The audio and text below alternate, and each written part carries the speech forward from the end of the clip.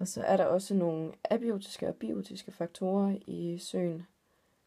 som kan have indflydelse på, om søen det nu er en næringsfattig sø, eller om det er en næringsrig sø. Og de abiotiske faktorer, det er de ikke-levende vækstfaktorer, som for eksempel temperatur i søen,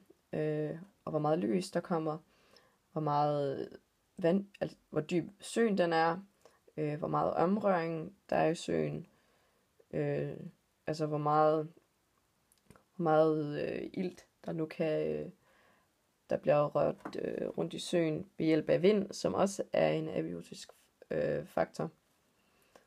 Og hvor meget fotosyntese der nu er.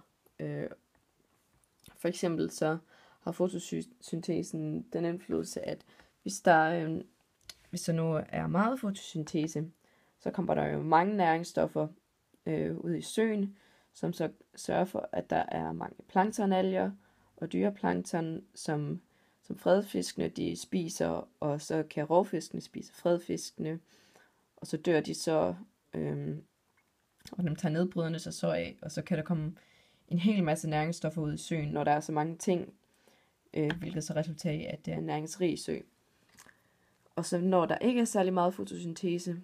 så kommer der ikke nær så mange næringsstoffer, så der er heller ikke så mange planktonalger, og der er heller ikke så meget dyreplankton, som så gør, at der heller ikke er særlig mange fisk,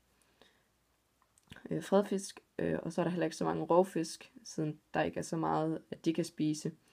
Og så når de dør og bliver nedbrydende, så skal tage sig af dem, af det døde organiske stof, så kommer der jo ikke nær så mange næringsstoffer, når der ikke er så meget så mange døde organiske stoffer, som der nu er i en næringsrig sø, hvor der er masse af dødt organisk stof, eller detritus, som så gør, at det er en næringsrig sø. Og så er der de biotiske faktorer, som er de levende faktorer, og det er de faktorer, som påvirker økosystemet, som så er dyr og nedbrydere, som jeg så lige fortalte om, hvor at